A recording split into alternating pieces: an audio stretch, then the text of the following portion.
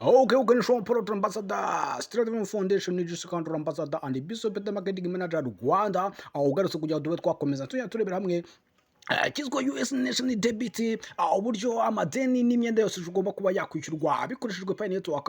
Murambisobanure ko abantu benshi ntabwo bajya babyumva, bumva ari ibyo kubeshya. Hari abanyabana bapostinga ngo abantu bakurikira shomo bataye umutwe ngo arabayobya, uwo nyobya azikore unsubscription yigendere rwose. Ngendane n'abafite gahunda hano, ntabwo tuba turimo turinginga, ahubwo tuba turi kujyana n'abashaka nk'uko biba bimeze. Niko tuba twarabaye, burya tuba tuniyemera, ntabwo ari kuvuga ngo nzazamba ngo mbemere. Nibyo nsobanura utabyumva neza cyangwa ndimo ndakuyobya, nakubwira ati ntabwo wakoze subscribe cyangwa se nabwo ngo urebe ibyo natangaje. Ni wowe uba wizanye rero, ugomba no kuba wasubirayo ugakora subscription and subscription, maze tukaba twagenda n'ababishaka nabo bagakora subscription kugira ngo tugene n'umuryango wa nyawo ukomeye uri strong, utajya unyura hirya no hino, ahubwo uzi icyo ushaka kuko uzi n'icyo uharanira.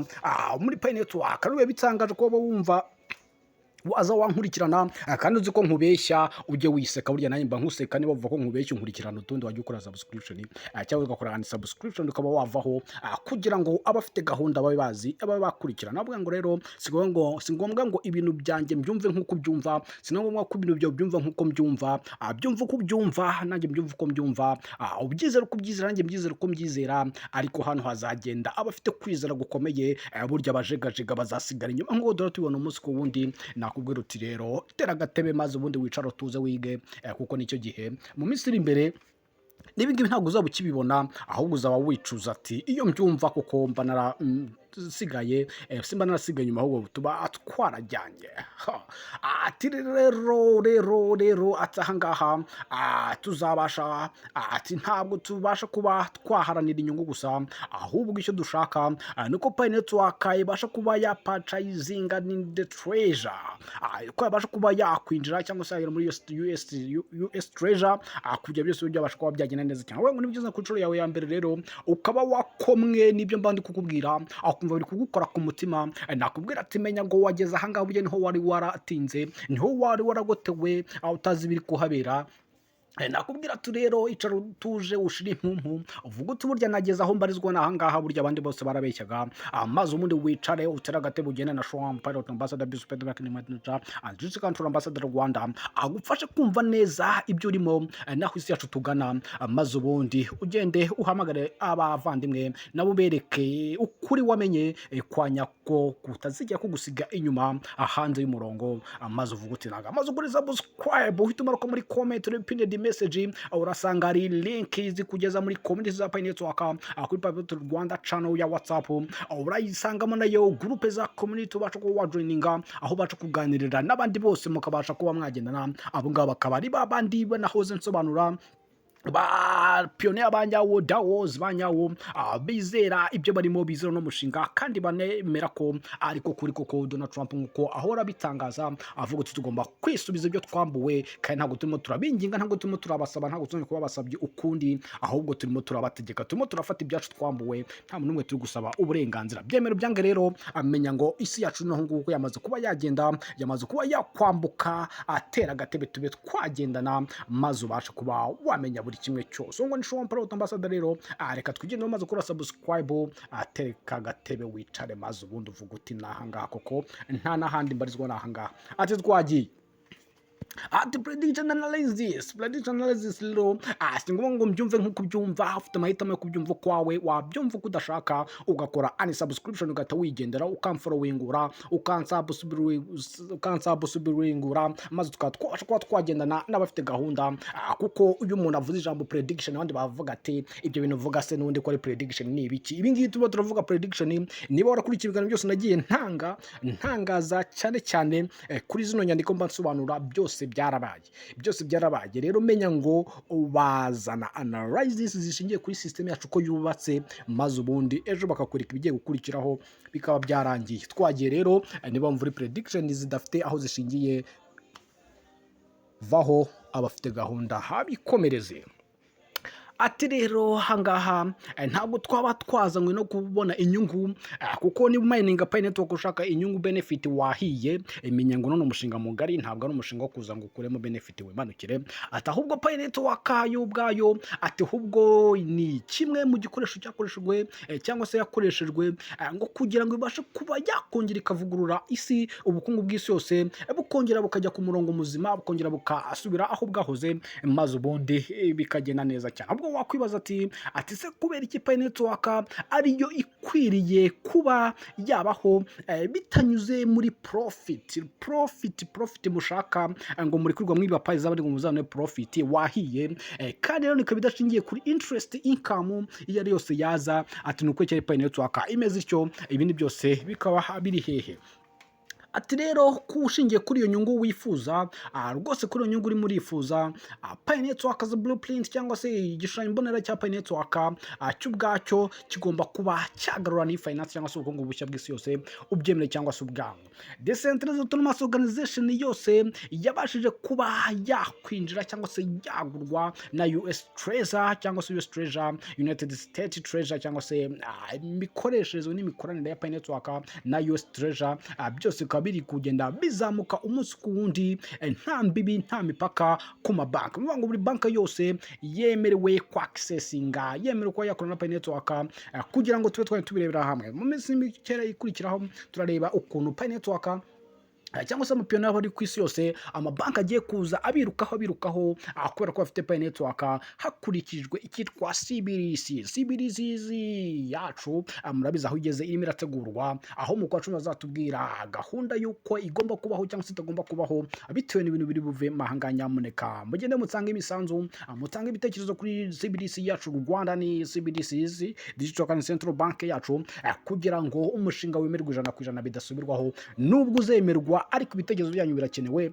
Guverinoma irabikeneye kugira ngo irebe ibyiza n'ibibi bishobora kuba byava muri CBDC mbere yuko bayilauncinga kuko n'ubundi bagomba kuyilauncinga niko isi yubatse niko imeze. System turi kwinjiramo iragutegeka kwinjiramo ahangaha aho nta mupaka n'umwe uhari kuri banking yari bose wabukoresha ubika.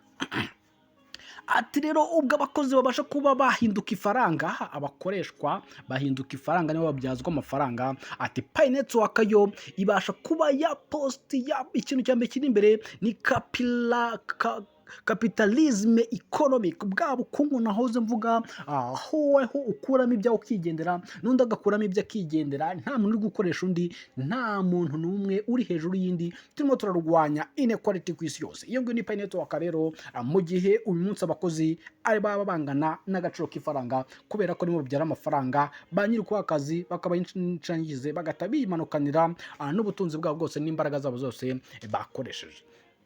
Ati rero ubukungu nanone nacu ubukungu the economy after central bank ubukungu bwose bugomba kugendera inyuma y'amabanki yose y'ibihugu.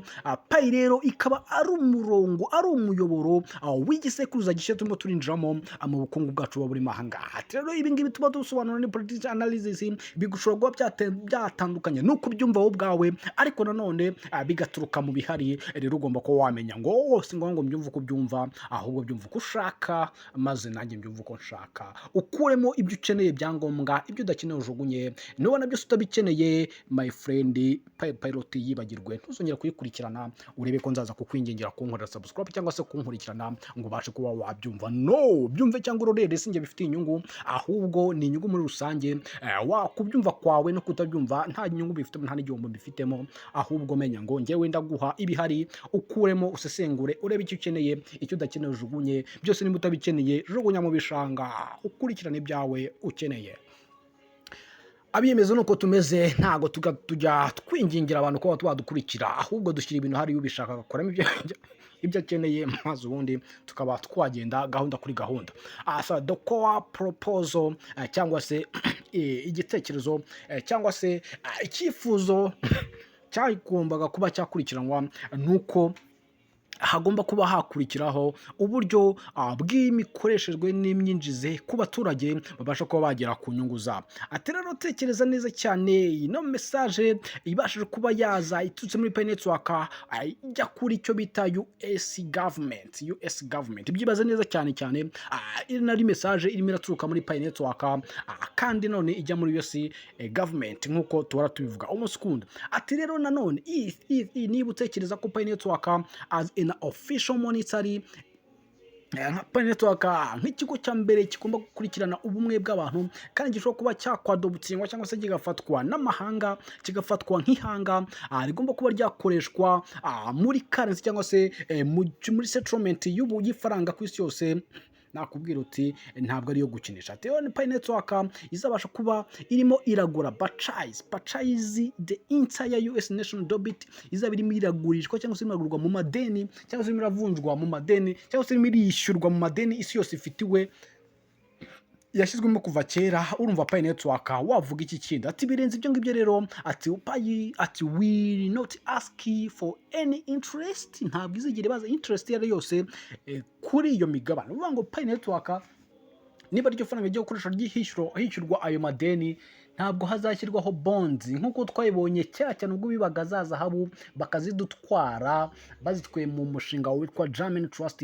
Aho umushinga German Trust zahabu zose barazitwaye, bamaze kuzitwara bazana ikindi cyitwa bonds zigomba kuba zagurishwa kugira ngo tujye twishyura ayo madeni kandi baranatwibye. Pi Network ntabwo izazana amadeni yo kwishyura Pi Network batanze, ahubwo ni contribution and trust bizanyuramo kugira ngo umuntu wese abashe kuba yabona inyungu ye nta kongera kwishyura, kuko izo bond nizo zatumye habaho ikitwa certificate birthday zacu zagiye gukoreshwa nko kugira ngo habaho icyo bita strawman cyangwa se rya zina ryawe rinini cyane ryo mu nyuguti nkuru kuri ID yawe, rikoreshwa nko kugira ngo bakumenye n'amadeni bagufitiye n'amafaranga ugomba kuba wakongera gutanga, naho wakwishyura ya madeni yose washyizwemo ahubwo waje kuyabishyura kandi bo bayagutwaye. Icyo strawman yawe yakoreshwaga rero na certificate birthday ya code certificate birthday rya zina ryawe riri kuri ID rikuru mu nyuguti nkuru, strawman yawe igakoreshwa mu kuba yakwamburwa amadeni binyuze mu misoro dutanga umunsi ku wundi. Rero izo bonds uyu munsi ntabwo zizaba kuri Pi Network, ahubwo izakoresha uburyo bwa contribution and trust kugira dukorane tubashe kuba twagaruza. Ati rero iki ngiki rero ni uburyo bw'umwihariko bwateguriwe kugira ngo bashobore kuba bwanyeganyeza isi yose binyuriye mu buryo bw'imyubakire bwateguye muri finance nshya y'ubukungu, babasha kuba bayinyeganyeza kubera ko zino bonds zitazongera kuba zabaho cyangwa se indi nyungu iyo ari yose ishobora kuba yabazwa.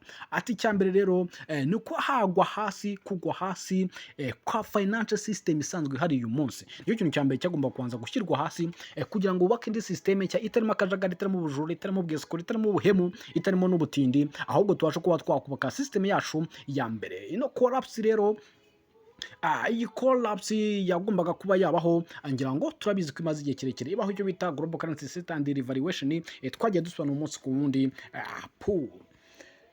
ibi byose rero bikabasha kuba byahera mu kurimbura urufatiro rwari rushingiye ku byizere n'amasezerano byagiye bitangwa ndetse kandi ku gihe cyo kugera agaciro k'ifaranga ka nyako gashingiye kuri interest, inyungu, byose bakabisenya maze bamara kubirimbura bagatangiza ubundi buryo bushya bwa finance. Ati rero traditional finance cyangwa se ubukungu busanzwe bukora mu buryo bwo guharanira uburyo bwose bwo kwibwira ko ikintu cyose kizabaho ku gihe kandi kizakurikiranwa hashingiye ku gaciro ndetse no ku nyungu. Bakibwira ko byose bizava mu nyungu, bizava mu ki byose, haba interest, haba cost, ibyo bagenda bakacaginga byose ariho bizagenda bituruka. Niho rero central bank ikoresha ishingiye kuri interest rate, ku nyungu baguhaye, ku nguzanyo baguhaye, to control liquidity, ikoresha ya nyungu banki ikoresha inyungu zayo kugira ngo ibashe gukontorora agaciro k'ifaranga kayo, uburemere bw'ifaranga bwayo, kugira ngo ifaranga ridatakaza agaciro, ahubwo agaciro bakongera gakura muri interest rate, mu nyungu batanze, mu nguzanyo batanze, inyungu byose nk'uko turabizi, umuntu akoresha banki kundusha by the way. So ati rero nanone ngo banki ikongera igakura inyungu mu cyo bitsa interest made mu nyungu zose z'inguzanyo baba batanze muri buri kimwe cyose nk'uko tugenda tubireberamo. Ati Pi Network rero si byo gusa, yo ibasha kuba yageneratinga economy, ibasha kuba yakwikusanya ubukungu bwayo n'agaciro ka economy bishingiye cyangwa se baturuka from participation mu ruhare abantu bose bagize no muri utility consumption cyangwa se uburyo hakoreshwa utility yayo ya buri kimwe cyose kugira ngo bibe byagenda neza nk'uko tugenda tuyikoresha umunsi kundi, ikongera igashingira kuri node activity ku bantu bakoresha node. Uyu munsi dufite ibihumbi birenga 400 bya node biri ku activatinga umunsi ku wundi. Ibi byose niho Pi Network ikura izo nyungu zose, atari ukuvuga ngo irakuguriza ngo uzayungukire cyangwa se iragukuramo imifuragiro n'ibindi bigiye bitandukanye nk'uko central bank zibikora, amabanki muri rusange bikora, ahubwo ni participation yacu, uburyo dukoranamo, uburyo dukoresha utility tuyiconsuminga n'uburyo hakoreshwa node muri ibyo bikorwa byose bigenda bikora. Ati not from interest, ntabwo ari mu nyungu gusa, nta nubwo ari mu nyungu kuko bituruka, ahubwo bituruka muri ibyo ngibyo tumaze kuba twavuga. Urumva ko bitandukanye rero nibyo dusanzwe twibaza. Ati rero nk'uko tugenda dukomeza tugenda tubirebera ahangaha, ati muri bino bintu hajemo isuri rwose y'icyizere gikeya cyatewe n'izi bondi zagiye zibaho. Rero zino bondi bagomba kuzinyuzamo isuri bakazihanagura bakazikuraho kugira ngo tubashe kuba twakongera twigarurire ubudahangarwa bwacu mu bukungu bwacu muri finance yacu. Ati rero US Treasury cyangwa United States Treasury bonds ino migani yose yo muri US Treasury ariko ifatwa nka riske, nka free risk in asset cyangwa se nk'umutungo uteje ikibazo gikomeye cyane ku isi yose kandi mu butunzi bw'isi cyane. Ati rero kwikubitiro nuko habashije kuba nanone babasha kuba bakwiringira ko interest payment zayo zose zizagenda zigaruza zino bonds ziri ahangaha.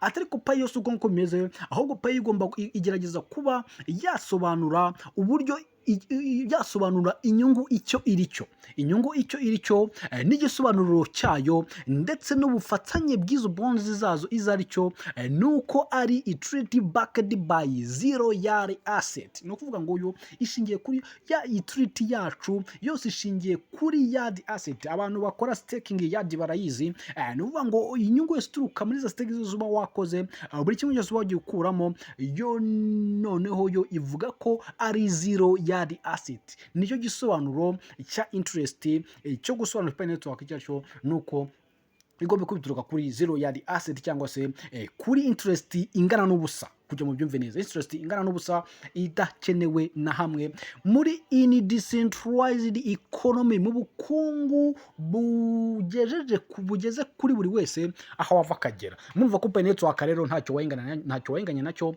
ni ubukungu bwiza budafite umuntu umwe buzigira bubangamira kubera ko ino system irubakitse. Dr. Nicholas and Dr. Fanny barayubatse ndetse n'ababafasha bose bashingiye ku cyo bita Nesara and Jesara and KFS Quantum Financial System bigenda biprovidinga. Ibi byose mbona ngenda nsobanura niho bituruka. Nigo mbona babaza ngo ese ngo Jesara ndetse ngo bihora na Pi Network. My friend, icyo kibazo ukibajije ndakubwira ati jya kuri Pi Perot Rwanda wumve ibyo navuze byose, kuko ntago nagaruka inyuma ngo nje kukubwira waranze kubikurikirana ngo warigize umuntu uzi byose. Nakubwira ngo rero niba uzi byose kora research yamenye aho bihurira, niba ibyo mvuga utarabyumva neza cyane uhere ku kiganiro cya mbere ugere ku cya nyuma uzabasha kuba utakibaza ibyo bibazo.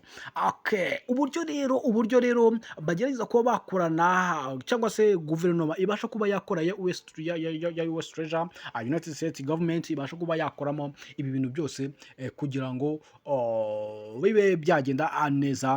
Nuko igisubizo nuko ari ikibazo cya mbere cyari resolution of the debt crisis. Amadeni yose yabasha kuba yateza ikibazo gikomeye cyane. Niyo mpamvu rero strategy zagiye zikoreshwa za mbere kugira ngo byose byasubira ku murongo ni ukurwanya ihungabana ry'ubukungu muri rusange. Ati rero muri 2025 US federal debt exceeded 34 trillion. Ati Federal Reserve yabasha kuba yagera ku madeni agera kuri trillion cyangwa se hangana n'amadeni agera kuri trillion 34, ati aho buri yose yatangaga interest ku mwaka payment ku bantu bose barenga billions and billions. Abantu babashaga gukura interest cyangwa se inyungu mu myenda twari dufitiwe ingana na trillion 34, ariko bakarenga bagakuramo n'imyenda n'inyungu nyinshi cyane ku bantu barenga in hundreds billions, mu miliyoni n'amamiliyoni, bakagenda bakuramo na interest zabo. Atariko Pi Network nibasha kuba yakemura bino byose, igakuraho izino bonds izidashingiye kuri interest bari kugenda bahagarika. Ati US Treasury cyangwa se United States ibasha kuba yakongera igashyira hamwe ubukungu bwose budashingiye kuri authority cyangwa se austerity ndetse na inflation, bidashingiye ku ihungabana by'ubukungu, bakongera kubona agaciro k'ifaranga badashingiye ku kuba kahungabana, ngo bagende bazamura amafaranga, bagabanya amafaranga, bashyiraho imisoro kugira ngo ifaranga ridateshwa agaciro. Ahubwo bishingire ku bintu byose bindi havuyemo inflation.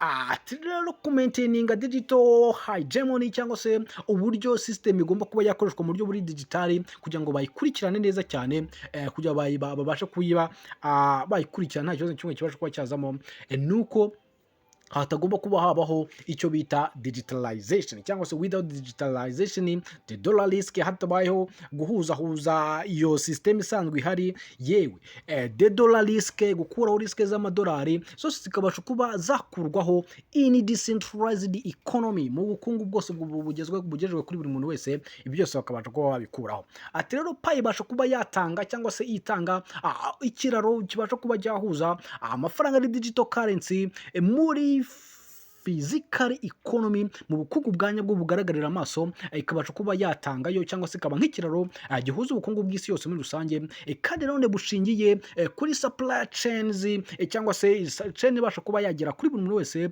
kandi none itanga real production, umusaruro wa nyawo. Binyuriye muri Pi rero ndetse na US Treasury cyangwa se United States, ibyose bishobora kuba byadominatinga bigashyira hamwe icyo bise Web3 industry economy, ubukungu bwa gatatu bushyashya mu kinyejana gishya tugiye kuba twakwinjiramo, kugira ngo byose byabasha kuba byajya ku murongo. Pi Network urumva ko igomba gufatanya na US Treasury kugira ngo bishyure amadeni, bahagarika imyenda binyuze muri total supply ingana na Pi Network billion 100 twagiye tuba twabona, kugira ngo umushinga wacu ubugeze ahangaha uyu munsi, kandi ariko tugomba kuyihesha agaciro kugira ngo za billion zibasha kuduhoza amarira y'imyenda n'amadeni twashyizwemo kuva kera ubwo twibwaga zahabu zacu.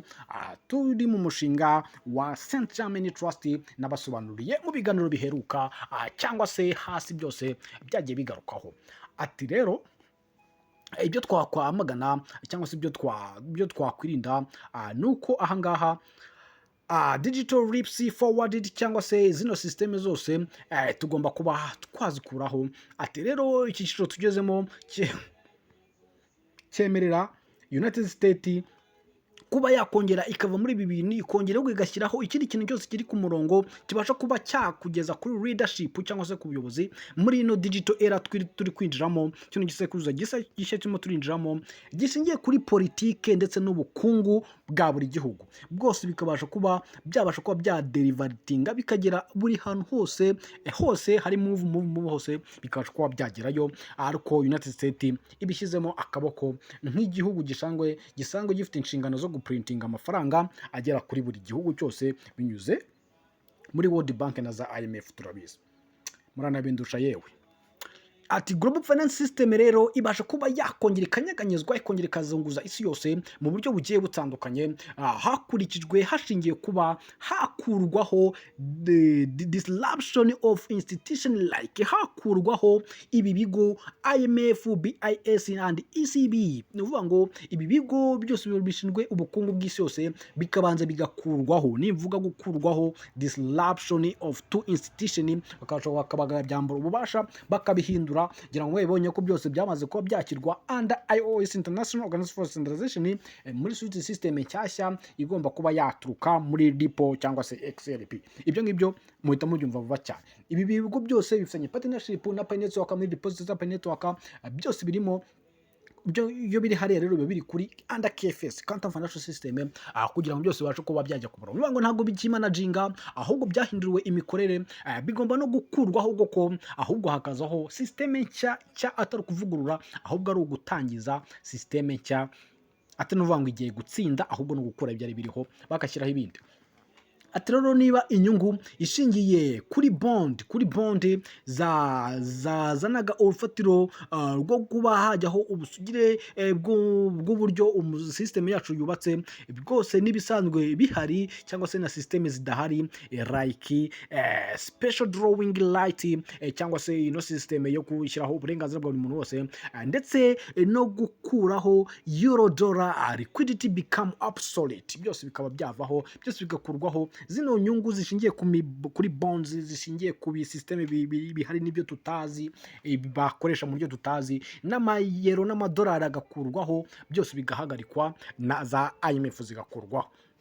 Ati mu gihe Pi Network backed by Pi Network ihagarariwe na community yayo Decentralized Autonomous Organization, bakabasha kuba bakorageza kunyura ku isi yose, bakazenguka isi yose. Global South could become new development, kandi isi y'amajyepfo ikaba nanone ariyo ya mbere ishobora kuba yaba new development framework, cyangwa ishobora kuba yakoreshwa cyane mu kubaka buno ubukungu bushyashya, bishingiye ku mbaraga zabo zose, kuzamuka kuzenguruka isi yose, bakuyeho interest by, cyangwa se bakuyeho uno mu muryango usanzwe hari wa UNDP, kugira ngo babashe kuba bageraho, ahubwo indi isi yose ikabasha kuba yaba yakwibera aba agency, kugira ngo bakurikirane, atari UNDP nimera bikurira. Ngo imiryango yose no kuyishyira hanze bakayishyira mu bishanga, maze ubundi aba pioneer community DAO ibwabasha kuba yakoresha Pi Network n'imbaraga zayo n'uruhare rwacu twese, tukabasha kuba twakorana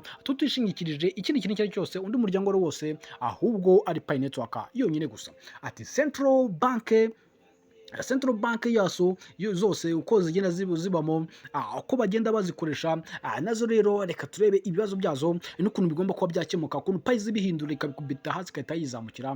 Twabonye ko central bank ikintu cya mbere ishingiyeho ni interest rate, nicyo gikoresho cyabo cyose kikanganwa no gukurwaho, interest rate igakurwaho, ndetse monetary policies, uburyo bakurikirana abantu bose imitungo yabo, byose bikaba replaced by decentralized protocol governance. Buri muntu wese akabasha kwigererayo, akimanagingira umutungo we, akabikurikirana nta muntu umubangamiye, byose bigakurwaho na decentralized protocol governance mu buryo bwose bugiye butandukanye. Ati rero ivi abaturage cyangwa se community Pi Network DAOs, niyo community n'iryo huriro ry'aba pioneer. Niba utari unabizi, iyo bavuze DAO, Decentralized Autonomous Organization, baba bavuze Pi Network community ku isi yose bishyize hamwe. Niyo mpamvu uri bugende ugasanga muri ecosystem baragiye bakishyira hamwe, bakubaka amapplication azabahesha agaciro, nubwo kuri exchange byadogera, ariko bo bubatse icyitwa DAO Autonomous Organization framework muri ecosystem irimo buri kintu kimwe cyose kugeza no ku ma exchange. Abo ngabo rero naba pioneer barishyize hamwe, bakashyira imbaraga zabo hamwe, bakubaka ibintu byabo ku murongo muhari. Rero niba bano bantu like DAOs like Pi becomes dominant, babasha kuba badominatinga uburyo bwose liquidity cyangwa se agaciro k'ifaranga gatangwa, ndetse bakana providing a central bank will lose their foundation. Ama central bank yose zatakaza urufatiro rwabo n'umumaro wabo wa buri munsi, mu gihe bano bantu bashyize hamwe bagakora ibyo byose. Icya kane ni new financial ethic, cyangwa se finance nshyashya igomba kuba yakumvikana neza, yose ikaba ari kuvuga ngo post interest civilization, cyangwa se interest yose y'abaturage ikabasha kuba yagera kuri buri muntu wese binyuze mu gushyira hamwe na buri kimwe cyose, bidashingiye kuri interest ijya hehe kuri ba nyiri bishoro. Ati Pi Network Ethic Foundation, cyangwa se urufatiro rwa Pi Network, imyumvire yayo na gahunda yayo nuko agaciro gacreatinga binyuriye mu mirimo y'abantu, ndetse no muri contribution, yewe no mu ruhare babikoreramo, bakorana nabo bose. Ati ntabwo ari ukuvuga ngo bizaturuka mu kubarebera inyungu yabo biturutse mu nyungu ba nyirabyo babonyemo, cyangwa se kuba bakumva bashingira kuri ancient model cyangwa se ku bantu ba kera abashoramari cyangwa se abafite izina bubatse izina ngo ari baheraho babara ubukungu, babara Islamic finance nayo ibasha kuba yagira uruhare runini mu bukungu bw'isi yose kubera ko nibo bafite peteroli, nibo bafite ibintu byinshi cyane murabizi, ntago mbibarusha. Noneho hakongera hagacingira kuri ecological economic cyangwa se economy isanzwe ihari, yewe no kuri common theory cyangwa se ku bintu byose bagenda bavuga bahuzahuza ku makuru yagiye atambuka akaba ashingira ku bukungu. No, ahubwo ubukungu bugomba kuba bwashingira ku gaciro ka creatinze na collaboration y'abantu ku giti cyabo, ndetse bukanashingira ku mirimo abantu bakoze n'uruhare bagize mu bikorwa byose bakoze. Kwibohora rero ku madeni ashobora kuba yagenda dushyirwamo ukuntu tugiye kuba twayibohoramo, nuko payi yatekereje kuba yatanga uburyo bw'isi nshya bushingiye kuri ekonomi nshyashya yubakiye kuri debit bonded cyangwa se gukuraho ino myenda kugira ngo mubashe kuba mwabaho. Ikintu gikuraho imyenda ni Nesara and Jesara, ibyo simbigarukaho. Rero iyo umbaza ngo payi ihurira hehe na Jesara ngo ihurire na Pi Network kandi ari igomba kwishyura amadeni mufitiwe, muba muri mu murambaza ibintu byose nagiye nsobanura, mujye mwihangana musubire hasi mwongeye mu bisome. Ngo ashobamirwa abeshya abantu ngo ibyo avuga ngo nuko bayobya, uwayobye nayobe, uwakurikiye akurikire. Nawe ubwenge ufite amahitamo yo kumva ibintu uko ubishaka, nanjye mfite yo kubyumva uko mbishaka, nta mpamvu yo kuzana impaka n'akajagari tuba turimo, nta n'ihangano tuba turimo, ni gahunda kuri gahunda. Utabyumva abemerewe gukora unsubscription akansubscribingura, yamara kunkorera subscription akigendera agakurikira ibyo ashaka. Ntago nkuhatiriza kuba wakurikirana, ahubwo nakubwira ati nawe kora research yawe ubasha kuba wabyimenyera. Ikindi cyanyuma rero nuko bagomba kuba bari framing the Pi Network historic road, bakongera bakubaka amateka akomeye cyane ya Pi Network mashyashya kandi mu bukungu bushyashya kugira ngo byabasha kuba byagenda neza. Rero iki cyubako cyangwa se ibikorwa remezo bagenda bubaka byose bishingiye ku byo bita post capitalism economy, ubukungu bwa buri wese, ubukire bukagera ku muntu, atari uvuga ngo abakire barakira abakene bapfe nabi. No, ahubwo mwese muzamukane, buri umwe afata akaboko undi, tugeraneyo tube twagendana gahunda kuri gahunda. Ati ibyo byose rero kurenza ibyo ngibyo rero, ati nuko cryptocurrency zose ndetse na Pi Network iyo ari free economy infrastructure cyangwa se ari ryo shingiro urufatiro rw'ubukungu mu cyo bita cryptocurrency zigomba kuba zagenderamo. Ati rero mo wadane cryptocurrency ya Pi Network irenze izo zose kuko nishingiye ku bukungu bw'isi yose bugiye kuba bwagenderaho, bushingiye kuri ku miyoborere, kuri production cyangwa se ku musaruro, ndetse no ku bukungu, yewe no kongeraho distribution kuba babigezaho binyure muri mining. Ibyo byose bishyize hamwe nicyo Pi Network iriyo. Pi Network rero basha kuba yaza muri currency of digital labor, mu ifaranga ry'abakozi riri digitali, aho buri muntu wese abasha kuba yagira uruhare kandi nta muntu umwe umubangamiye, akabasha kuba yageneratinga inyungu ye akayibona nkuko yayikoreye, nkuko yayivunikiye. Iyo ngiyo niyo Pi Network tuba tuvuga umunsi ku wundi.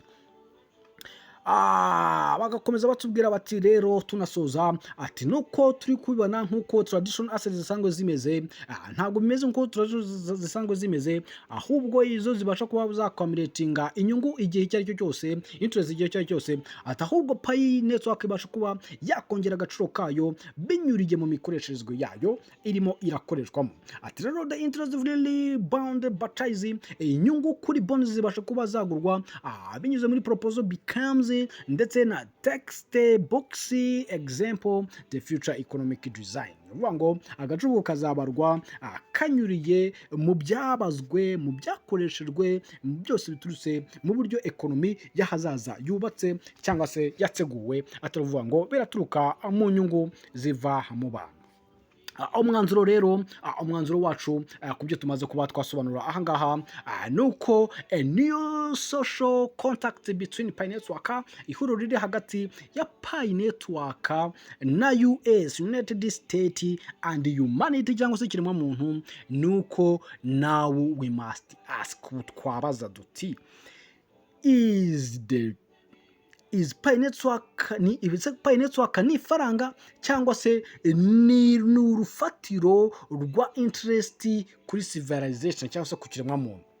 Icyo kibazo twakwibaza. Ati rero Pi Network rero if the US is United States accepted this proposal yakire ukino buno busabe bwo kuba Pi Network yakoreshwa mu kwishyurwa ariya madeni yose mu kwishyura amadeni yose, amateka rero yatangira kuba yakwiyandika kuva mu kinyejana cya 21 kuba twagendaga turi ready tugikurikirana umunsi ku wundi. Ati rero Pi Network 2025 nuko the United States was liberated from debt. Muri 2025 United States yabashije ko yakwibohora ku myenda n'amadeni ndetse no ku bantu babo babasha ko batera intambwe binjira muri finance nshya yose ishingiye ku cyo bita Pi Network nk'urufunguzo rugomba kuba twadukura mu madeni. Murumva neza Pi Network aho ishingiye na US and GSR and NESARA Counter Financial System.